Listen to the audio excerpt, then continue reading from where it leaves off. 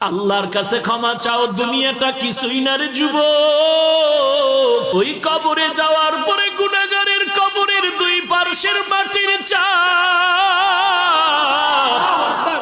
পাজরের হাড় চুরমার হয়ে যাবে। একটা নয়, দুটো নয়, 70 থেকে 99টা সাপের কামড়। কবরের ভিতরে জাহান্নামের আগুন। এরে বান্দা, এখনো কি আল্লাহর রাস্তায় ফিরে আসবি না?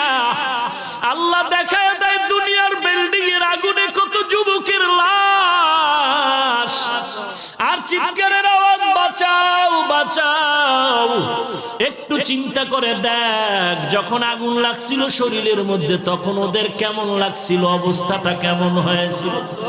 ওরা যখন আগুনের মধ্যে সবাই জানালা দিয়া হাত দিয়া কয়, কে আছো, আমাদের বাঁচাও।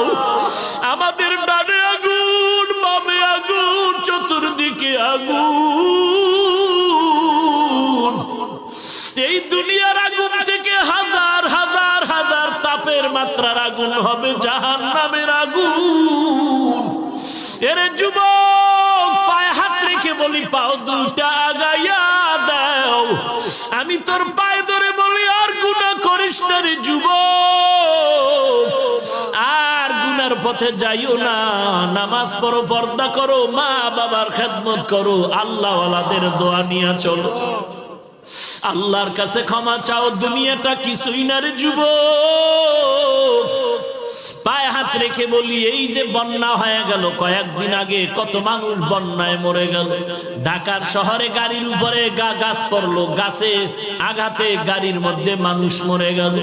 এরে বান্দা, এখান থেকে ঘরে যাওয়ার কোনো গ্যারান্টি নাই।